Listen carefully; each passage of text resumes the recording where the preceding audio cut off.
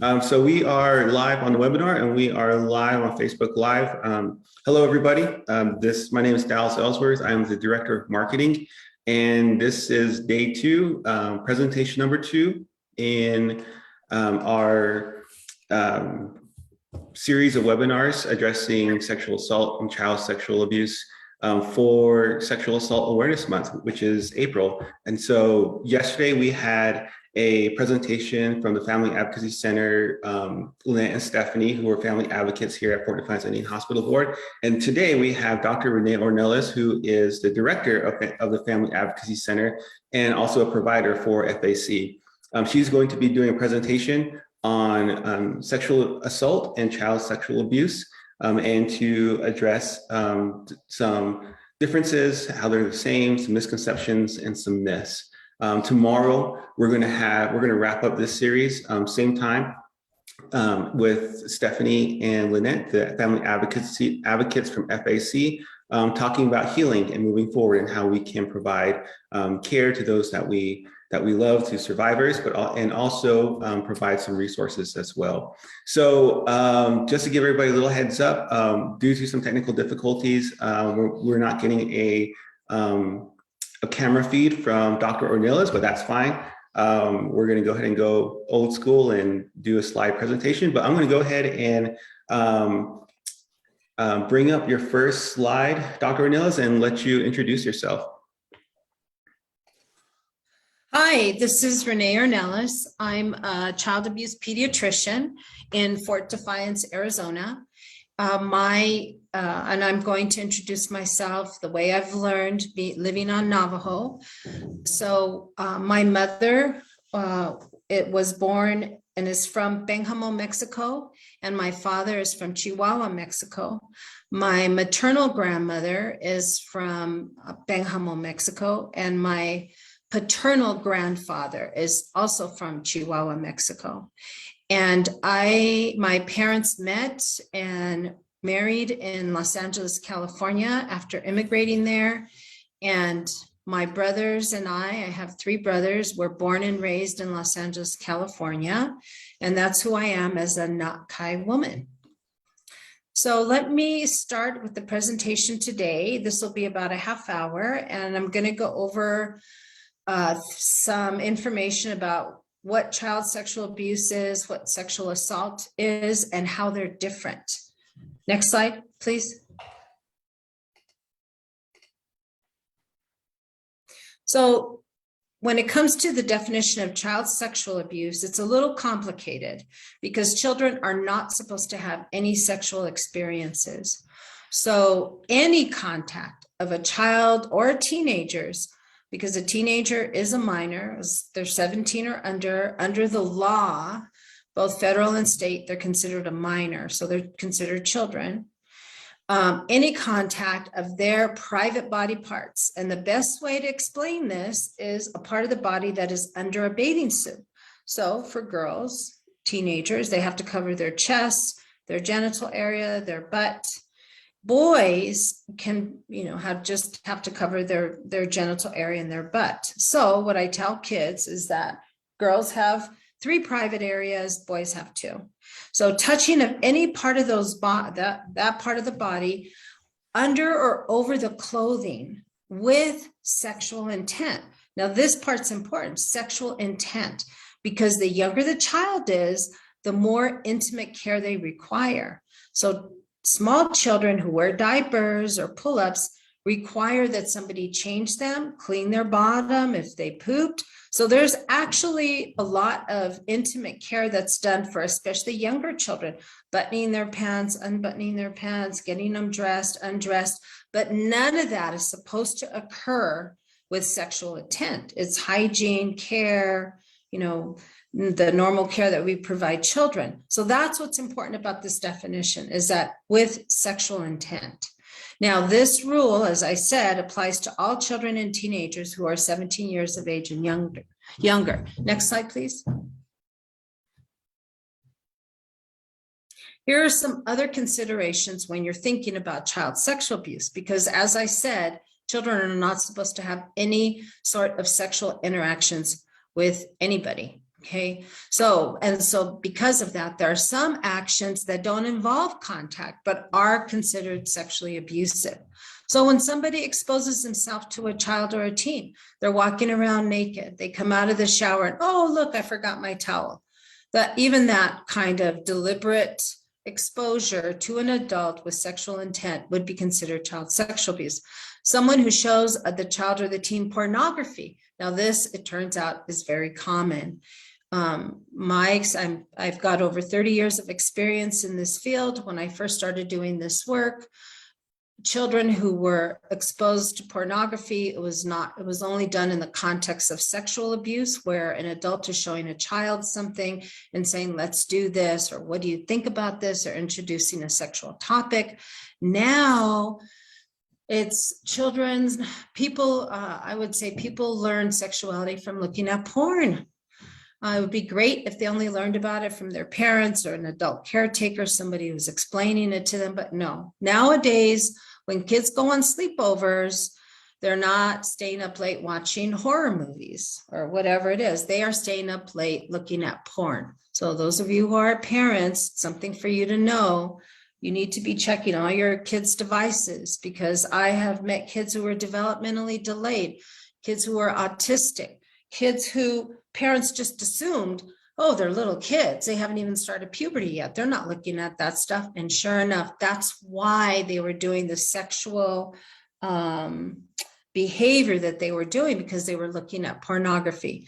So a word to the wise, everybody needs to be aware that this is a societal problem now that we have, and it relates to child sexual abuse in that it can be used to expose children to sexual acts, interactions before, it's appropriate. And it's also something that teenagers are going to, because it's interesting and it's fun. So, but if you've ever, pornography generally puts a very negative light on sexual interactions in the sense that it's for adults only, and there's sometimes can be violence, there's misogyny, there's all kinds of things in pornography. You can, whatever you want, animals, all kinds of things you can get into when you start looking at pornography. So just be aware that this is a factor now when it comes to child sexual abuse. Another form of child sexual abuse that does not involve contact is when somebody watches a child or a teen during a moment that should be private. I will talk about this a little bit more later on, but this is frequently something that we see in what's called grooming. Grooming is the gradual breakdown of a child's resistance and boundaries to more and more intimate forms of contact / activity. So children often, I ask them, of course, like what happened, but then I ask them, what was the first thing that they did or said that made you uncomfortable? And this is what they talk about. Somebody walking in the bath, and this is a teenager, walking in while they're getting undressed for the shower, walking in when they're getting out of the shower. A child will say, he came in there and said that he was trying to help me wash my hair, but he was touching me. So they take advantage, because children and teenagers even are used to people being in their space. And especially if you're living in a home where there isn't a lock on the door, or there's one bathroom that the whole family uses, that's what perpetrators do. They take advantage of these kinds of situations to introduce themselves into these children and introduce themselves to children and teenagers in this way. So, and I'm not saying we have to put locks on all our doors, or that, families that have one bathroom for the whole family, that's a problem. No, I'm just saying that we have to be aware of who we're living with and who's around the children, because this is what they do to take advantage of a situation so they can get access to children and teenagers. And then this fourth one is something that many people are familiar with, because now there's even laws that you're breaking if you send out a video of you and your girlfriend or boyfriend having sex. So, and yes, communicating with someone in a sexual manner by phone or internet, sending pictures of yourself, of your genitals, of, and all of, it turns out that texting, is something that has been used to introduce, I'd say, texting and email and chat groups and Facebook. All of these media interfaces for children are frequently a way that somebody can introduce themselves as, you know, being a new friend, and oh, I like to what's that called, skateboard too, and all these different things. And it turns out the kid thinks they're talking to another 10-year-old, and it turns out that it's a 42-year-old man on the other side pretending to be a 10-year-old. So yes, and when the intent is sexual, that's when it becomes child sexual abuse. Next slide, please. So now let's talk about sexual assault. When we talk about sexual assault, there's a gray area that I'm not going to go into in terms of time, but please feel free. My information, Dallas will share it with you. You can send me an email about it. When we talk to teenagers, we have to figure out, is this a case of child sexual abuse or is this a case of sexual assault? And it has to figure that out. It really has to do with who that person is that did the act to the teenager, who they are in their life. If they're an acquaintance, chances are it's sexual assault. If it's a family member, custodian, guardian, and custodian is coach, teacher, pastor, anybody who's in charge of the kid, bus driver, those are considered custodians. If that's who the individual was that committed the sexual act with that teenager, then that's child sexual abuse, which has a different set of penalties: criminal, psychological, emotional, mental, spiritual. So, both sexual assault and child sexual abuse are bad, but we can think of it, it's more helpful to think of it in terms of child sexual abuse versus sexual assault when it comes to a teen, so that we can understand what the fallout might be for that teenager. So when it comes to sexual assault, that was a big preface for sexual assault, but sexual assault is the contact of a person's sexual or intimate body parts, or the touching of the clothing covering those intimate body parts without the consent of the victim. See, now adults can consent. So now consent becomes part of the definition. If you do not consent to have somebody rub your butt on the bus, that's considered sexual assault, okay? As opposed to a loving touch from a partner, a sexual partner. The definition also includes instances in which the victim is unable to give consent because of temporary or permanent mental or physical incapacity. So it's important to put this in here, because if you're an adult with a disability and you're in an environment that you can't leave because of your disability, well, then you're particularly vulnerable.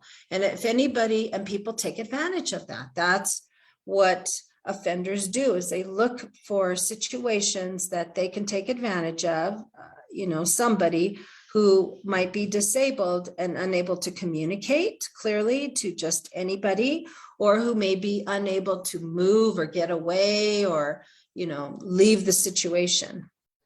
Okay. And then it's important to understand the physical incapacity aspect of this, because there we're talking about particularly drugs and alcohol. So if somebody is in a blackout or passed out on the sofa, and the offender goes up to them and starts touching them, laying on top of them, that's considered sexual assault. And yes, the person didn't say no, but they can't say no because they're not in their body right now.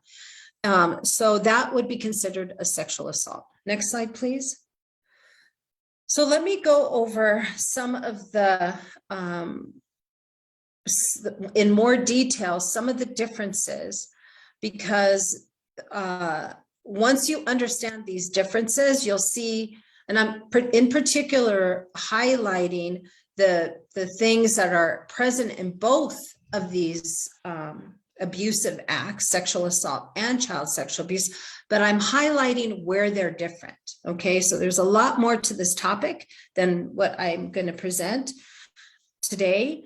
I'll give you a list of resources at the end where you can go and look into some of the issues I'm going to bring up, or, look at more closely the issues more specific for child sexual abuse and sexual assault.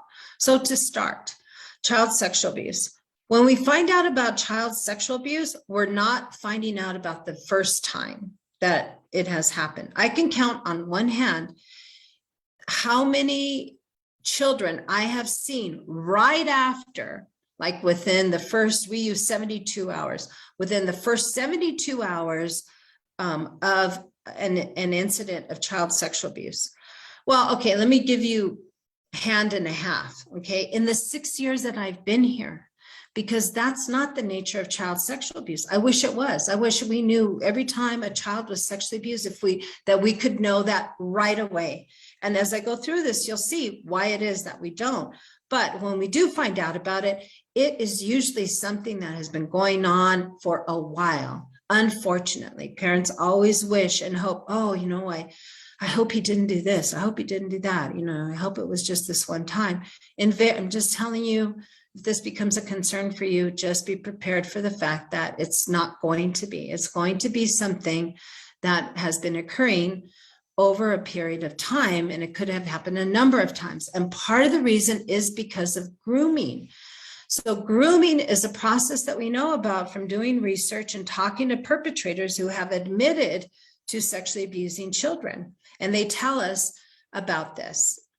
So grooming is a gradual introduction to a sexual interaction that can occur now between the child and the adult.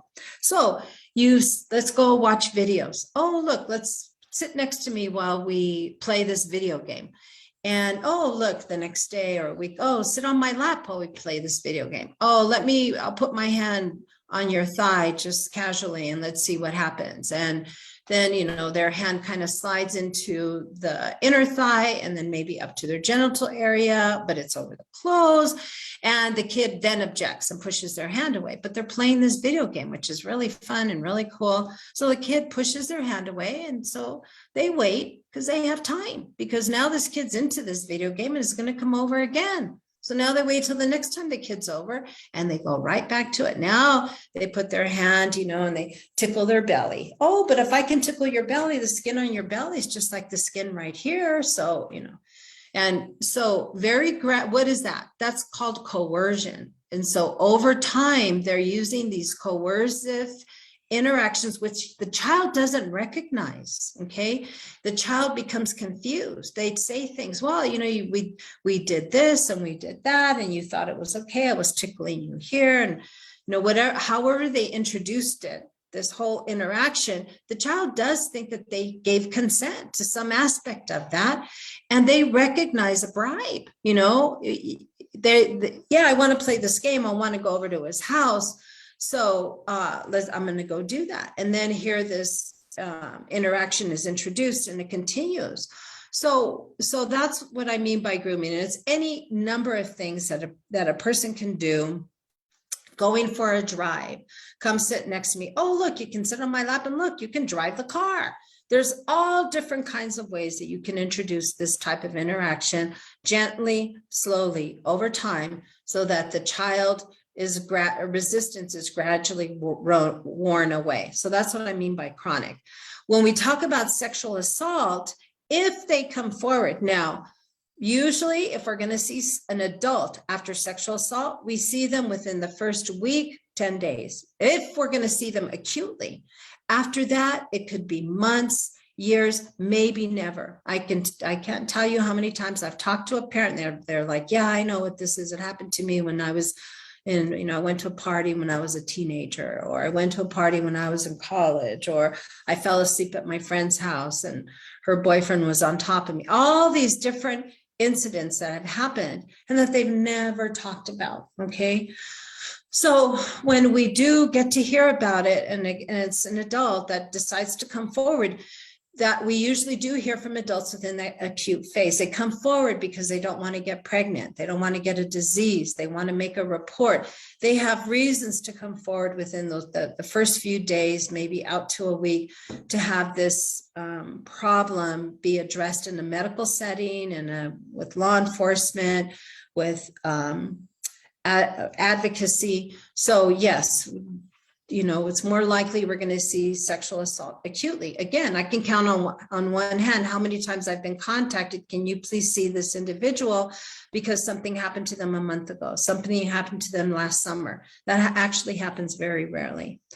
When it comes to back to child sexual abuse again, child sexual abuse is typically not violent. They don't need to use violence to get a child to do what they want them to do. They can use their voice. I can tell my kids, Rita, and if she doesn't want to listen to me, she won't come. But if I go, Rita, she's going to run over there. We can use our voice to control children. We can use the situation. They dropped you off here for me to babysit you. I told you, you have to go in that room and take a nap. Now they've got the child in the room with the door closed, lying down. Okay, so and children aren't stupid. They know that this person is bigger than them, stronger than them. I'd say if they're living in a home where there's domestic violence, those kids are never going to resist. They're never going to fight back. So nobody ever has to use force on them because they've seen if you don't do what this person says, you go flying across the room. So here comes this person and they say, get in that room and take off your clothes. The little kid's going to go in there and take off their clothes.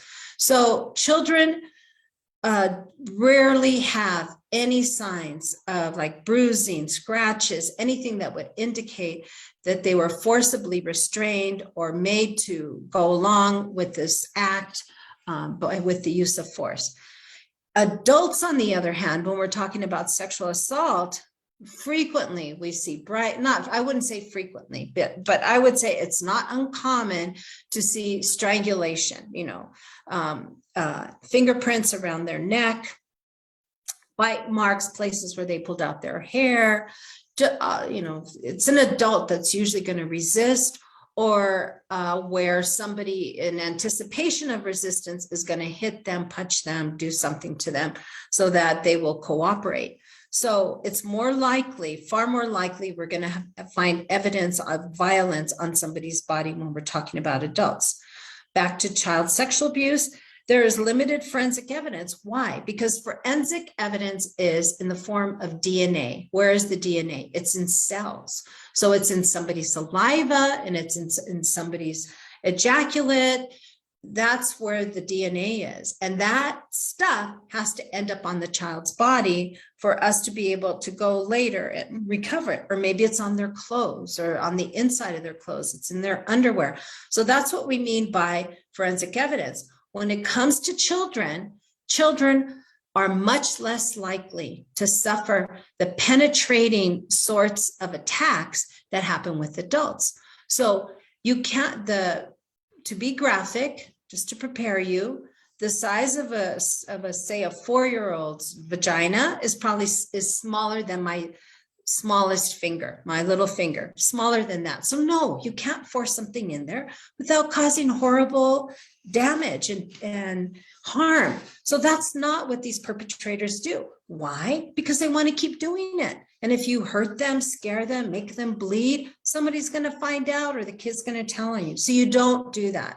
The kinds of things you do are there's lots of ways to have sexual interactions that are gratifying for the offender and don't leave a mark on the child's body. So things like putting your mouth on them, making them put their mouth on you, touching them touching you, lots and lots of things that can happen that are sexually abusive and quite intimate, but there's not going to be any bruises or tears. And if there's any cells on their body, they're going to be on external body surfaces, on their thighs, on their belly, on their butt, on their buttocks. And so when they pull on their clothes or take off their clothes, every time they do that, wipe, pee, take a shower, a bath, all that evidence is lost. It's not inside the body, it's on the skin and it dries and it flakes off. So in children, we make a special effort to collect their clothing because that's where the evidence is going to be. It's going to be in their clothing. more likely than it is on their body. And that's been borne out by a few studies that have been done now looking specifically at that. When it comes to adults and we're talking about sexual assault, that's where you're going to be able to find the forensic evidence is more likely on adults. Wiping their breast, there's going to be saliva on their breast, inside their vagina, inside their anus. Unfortunately, with the rise of the use of pornography, or I wouldn't say that, I would say the easy access to pornography, because if you have internet, you can have pornography. We see many more cases of anal rape. And that's believed to be due in large part to the effects of pornography, where it's glorified. And so, yes, when I first started doing this work 30 years ago, most of the attacks that happened vaginally, but now I'd say half or a little bit more than half are happening anally. So, and the thing that helps us in this work is that those body parts hold the cells. So there are folds inside the rectum, there are folds inside the vagina that hold onto the cells. So yes, when we put a Q-tip in there, it's just like a Q-tip, a swab in there and wipe, we can recover these cells. So it's more likely that we're going to get forensic evidence from adults. Nowadays, though, I will tell you, I've had several people tell me, and even children tell me, that after they were done, they made them take a shower.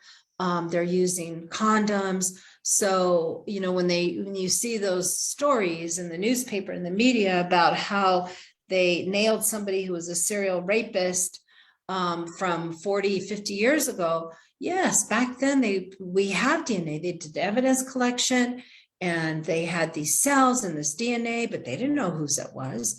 But now that we have 23andMe and all these databases for DNA, and believe it or not, when you sign up for those services, you're signing a release that they can put your DNA into a national database.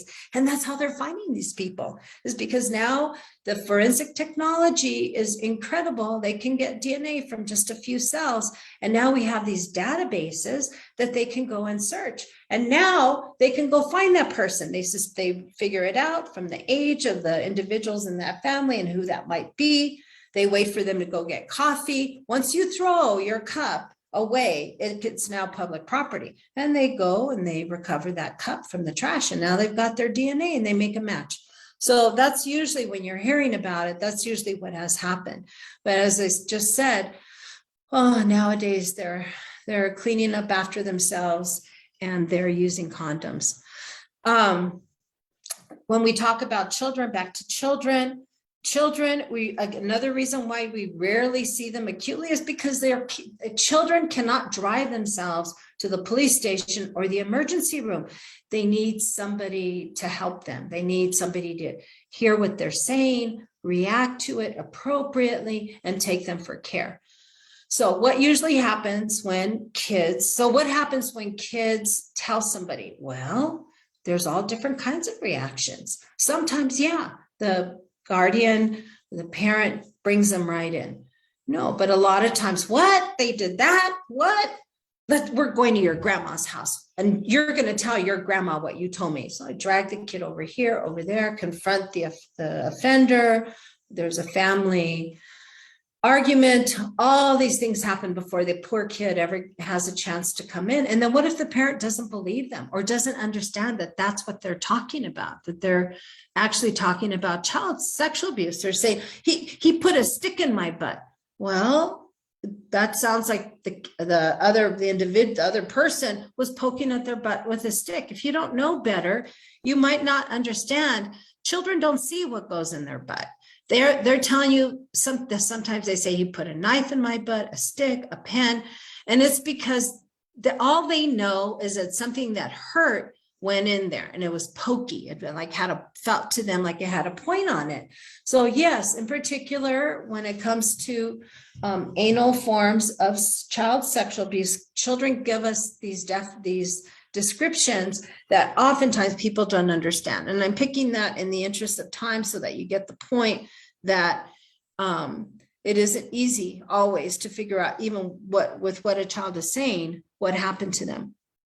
So yes, if we're talking about adults and sexual assault, they can be seen, if they want to be seen that day, right after this happened, they can call 911. Somebody will come and get them. They can call their friend and say, can you take me to the police station, to the emergency room? They can drive their car.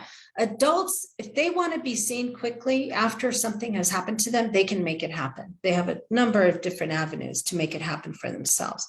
Children are rarely going to have physical findings back to children. And for some of the reasons I've already discussed, they're the things that are happening to them don't leave bruises, marks, it doesn't tear tissue. This is the thing that I end up explaining over and over again to parents, because they are just dumbstruck that there's not going to be any physical findings. But I tell them before they come in for their appointment, before I even see the child, I explain to them that it's rare to have any physical findings. And even after all, and they're in the room when I'm doing the exam, even after all that, there are still many people who afterwards say, is there any proof? Isn't there any proof? No, the proof is in the child's word. The fact that a child can describe a sexual act that they are way too young to understand is what convinces a judge or a jury that sexual abuse happened. If it gets to that point, that's a whole nother conversation, but that's the evidence in these cases is a child's words, and sometimes the circumstances. There's evidence that, they can corroborate a child's statements. In sexual assault, it's a lot more likely we're going to have physical findings because adults are much more likely to suffer those penetrating kind of attacks, and they're much more likely to have suffered physical force, strangulation, being restrained, so that this person could do what they wanted to do. Children, back to children. Children are seen as incompetent. As a historian, adults are seen as competent. An adult can tell you it happened yesterday at 6 o'clock. It happened 2 days ago. It was at a friend's house. They can give you dates, times. They can describe the person who did this to them. Sometimes, of course, if there were other factors, they may not be able to if they were intoxicated. Sometimes maybe they just know that person's first name. But with a good investigation, you can find that the investigator can find out a lot about who it was that did this and where it happened, who other witnesses might be. When it comes to children, what does it mean when a kid says, oh yeah, he did that to me tomorrow? That's a 4-year-old who has mixed up yesterday and tomorrow.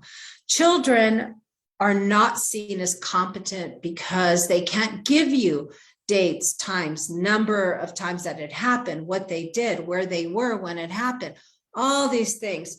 Now, it's a specialty to talk to children about these kinds of things. And there are forensic interviewers. In other words, people who are specialized in talking to children in a forensic way to use their statements as evidence. So, but initially, I would say, unless you're already talking to somebody like that, children are seen in the first slide of this disclosure as like, is that true? Did that really happen? Because people assume that children are, to use a strong word, incompetent in terms of recounting what has happened to them. And then children, developmental issues. Children face a whole host of developmental issues that adults don't. Now, if you have somebody with a disability that's an adult, usually that's a fixed disability, and however they communicate, those communication patterns and abilities are set. So you just have to find somebody who knows that individual and how they communicate, and you can get a really good history and find out a lot of information. When it comes to children, because of their development, their mental, intellectual, their development, you have to know how to talk to that 4-year-old as opposed to an 8-year-old, as opposed to a 12-year-old, as opposed to a 16-year-old. So when it comes to children, it's a very different approach that you have to use depending on the child's age.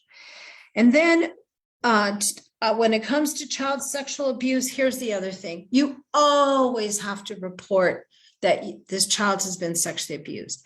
that it's a federal law, and I think I know New Mexico has a state law that makes everybody a mandated reporter. When I first started doing this work, mandated reporters were defined in the law. They were teachers, bus drivers, daycare workers, medical, everything and everybody affiliated with medical. So there were categories. It was just this whole list of people that they said were mandated reporters. Well, now they've changed the laws and everybody is considered mandated reporter. There's not even gas station attendants. That goes to show you how old I am. I used to say gas station attendants. But if no matter what, you could be working in a grocery store, you see something happening, somebody whacking a kid, you are in the parking lot, walk past a car, you see there's a little kid with their pants down, you have to report that. You are a mandated reporter. And what that means by law is that if you have a suspicion of abuse, not that you proved it or you took a picture of it, or no, if you have, in the law, it says a suspicion of abuse, you have to report. You have to report either to Child Protective Services or to law enforcement. And if you know about it and didn't do that, you could suffer consequences, fines, or imprisonment.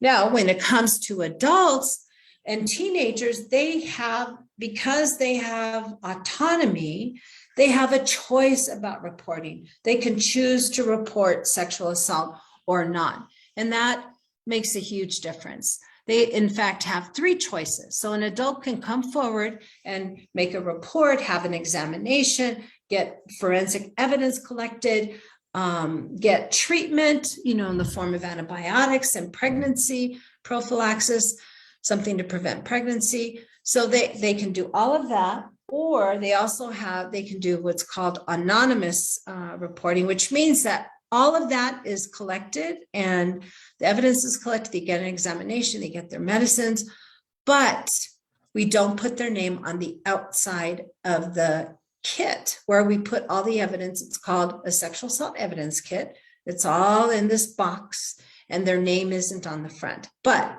law enforcement comes and collects it and they have it. And that individual at some time in the future, within the first 6 months, in some places, year, in other places, they can go and give their name, make a report and say, I was seen on this day. And they, you can say in Fort Defiance with the Family Advocacy Center. And now they can be identified as the person who that kit belongs to. So that's anonymous reporting. The other thing adults can do is that they can just walk in and say, nope, I don't want a report. I don't want evidence collected. I don't even want an exam, but I need you to give me antibiotics so that I don't get an infection. I need you to give me something so I don't get pregnant. They can get, so in other words, when it comes to adults, they have a variety of choices. While as, again, when it comes to children, no, every time, anytime we know about it, we have to report it. Next slide, please. And that's the last of this presentation. This next slide is resources for you. This is Strong Hearts Native Hotline. You can call that number. That number works. I called it. It works. And there's somebody who's trained who will answer it.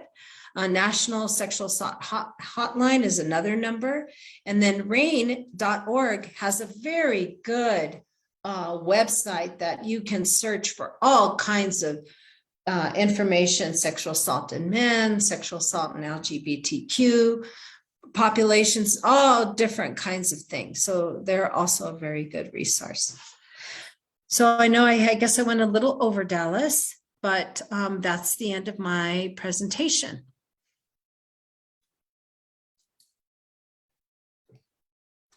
No, that's totally fine. Thank you, Dr. Ornelas. I don't see any questions on Facebook or on Zoom. And so I think that will conclude our presentation for today. Thank you again, Dr. Ornelas, for providing this information. Do you have any last closing comments? Let me just say that I'll give you our office number. It's 928-729-3705. Again, 928 area code 729 is the prefix. And then 3705 is our main office number. And you can also reach me at my email address at work, which is my name, Renee.Ornelas at F as in Frank, D as in dog, I as in igloo, H as in hospital, B board, FDIHB.org. Okay, and that's it, Dallas.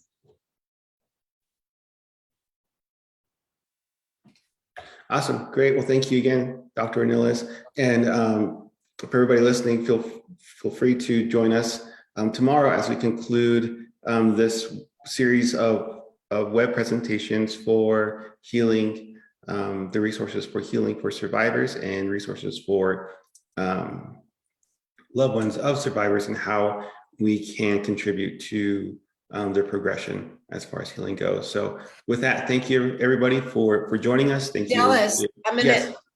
I'm gonna interrupt you, Dallas. There's somebody asking to put up the last slide, the resources. Yeah, and I went ahead and put it back up. Oh, okay. All right, great. Okay. And I'll drop some stuff in the chat or in the comment section as well for those on Facebook Live regarding the resources. And thank you, everybody. And we'll see you hopefully tomorrow. Thank you again.